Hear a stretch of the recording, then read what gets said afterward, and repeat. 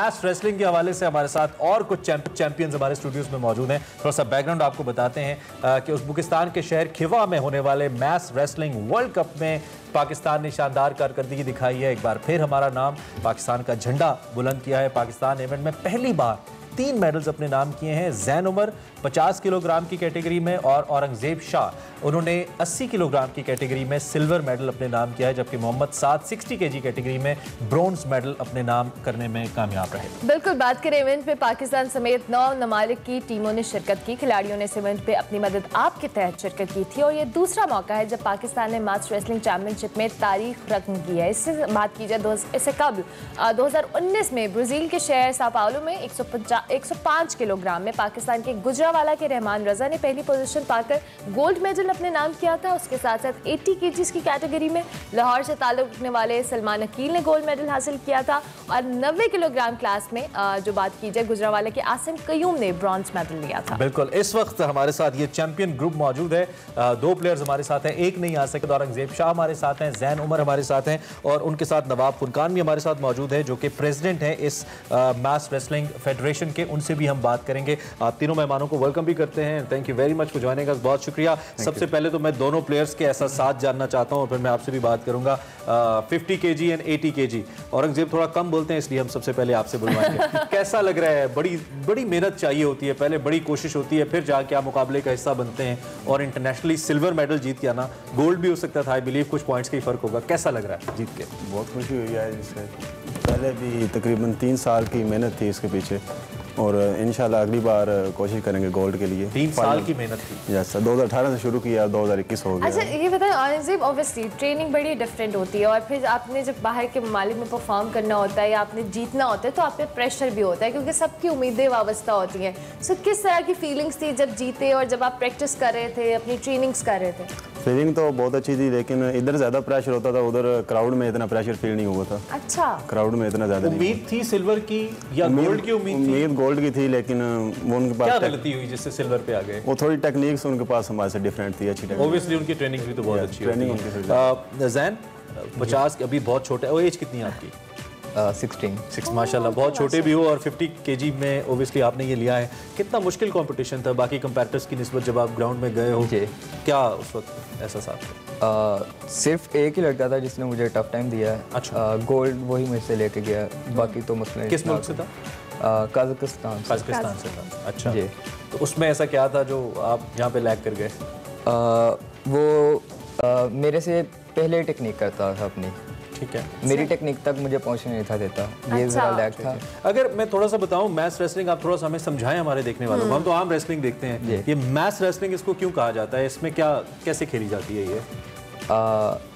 Wrestling होता है मतलब फाइट 2 बंदों के दरमियान और मैस बेसिकली वेट को कहते हैं। ठीक है, वेट के हिसाब से होती है।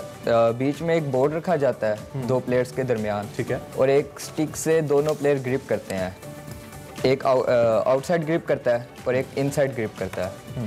ठीक है, तो इनके दरमियान रेसल होता है। तो इस सूरत में जीता या आप स्टिक अपनी तरफ खींचें या आप उस जो सा आपका ओपोनेंट है उसको अपनी तरफ खींचें। इसमें टेक्निक ज़्यादा इन्वॉल्व है कि जोर ज़्यादा इन्वॉल्व है?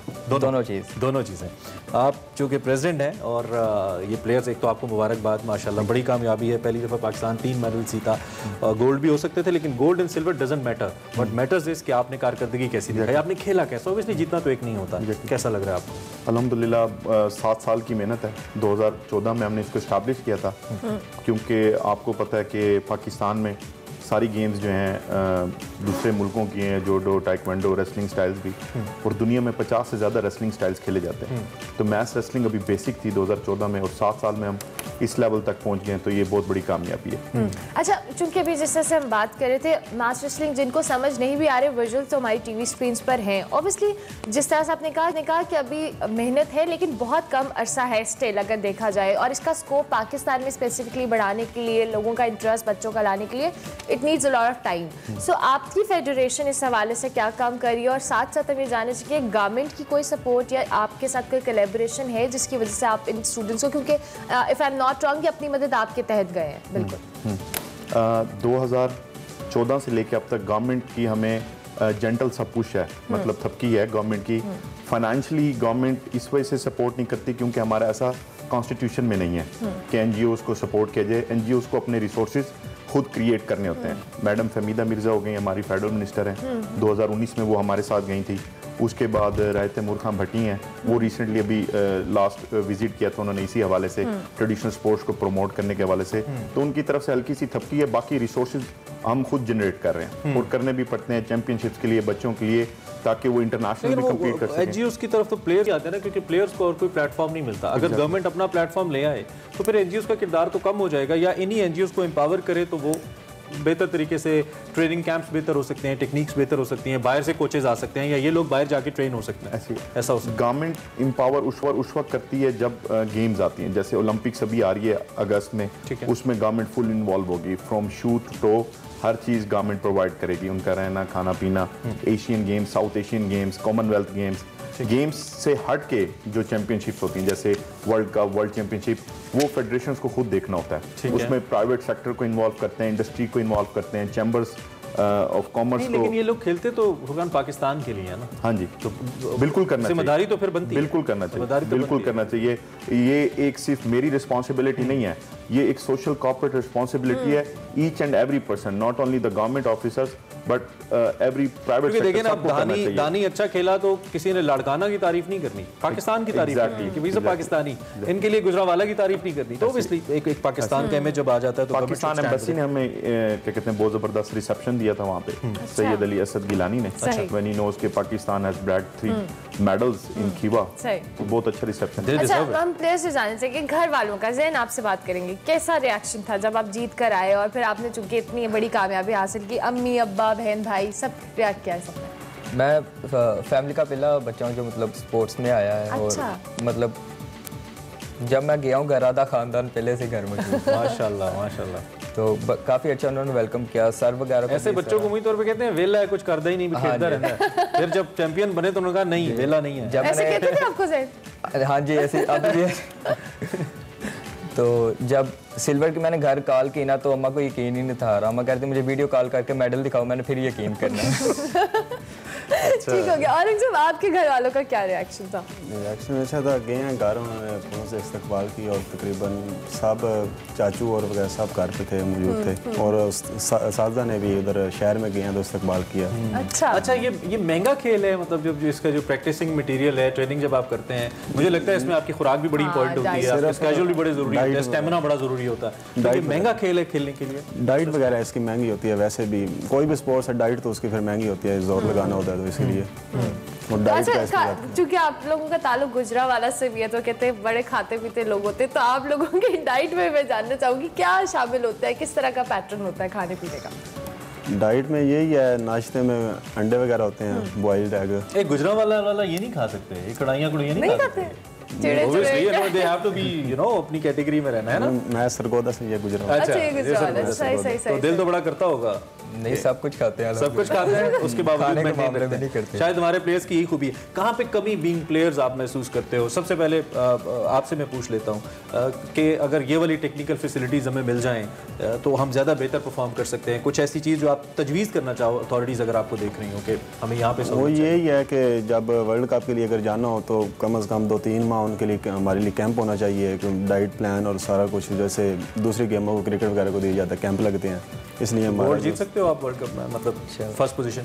यस ऑफ कोर्स, अगर प्रैक्टिस ऐसे हम अपनी प्रैक्टिस पे अगर सिल्वर जीत सकते हैं तो फिर उसको माशाल्लाह, बिल्कुल बिल्कुल वी ट्रस्ट इट। जी, आप कुछ ऐड करना चाहते हैं इसमें फैसिलिटीज को लेकर या टेक्निकल ट्रेनिंग को लेकर? कैंप सबसे ज़रूरी है, सबसे ज़रूरी चीज़ है कैंप है। मतलब अगर हम सिर्फ अपने उस्ताद की मदद से या अपनी मदद आपके तहत सेल्फ ट्रेनिंग के बेस पे यहाँ तक पहुँच सकते हैं, तो अगर हमें एक प्रॉपर जगह दी जाए या ट्रेनिंग के लिए वक्त दिया जाए तो हम इससे भी बेहतर कारकर्दगी कर सकते हैं। आपका ये सब्जेक्ट है, इस पर ज़रा आप क्या कहते हैं, जब सारे प्लेयर्स, अभी हमने कैंप्स को 2 रीजन में लगाया, एक साउथ पंजाब में, एक अपर पंजाब में। साउथ पंजाब रीजन के जो थे उनका कैंप हमने बावलपुर लगाया, और जो अपर पंजाब के थे उनका हमने गुजरांवाला में लगाया।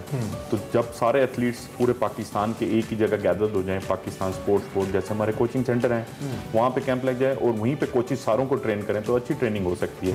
अच्छा, ये जब भी इंटरनेशनल या पाकिस्तान से बाहर कोई प्लेयर खेलने जाता है तो ऑब्वियसली वो बेस्ट प्लेयर होता है हमारे डोमेस्टिक प्लेयर्स में से, तो उसके लिए ज़रूरी होता है कि हम कोई नेशनल लीग करवाएं, कोई मैचेस करवाएं, जिससे हमें पता लगे कि हमारा कौन सा बच्चा है, कौन सी लड़की अच्छा खेल रही है। तो आप इसके लिए कोई डोमेस्टिक टूर्नामेंट पहले करवा बातें हैं जिससे फिर ये निकलते हैं और इनको आगे लेके जाते हैं?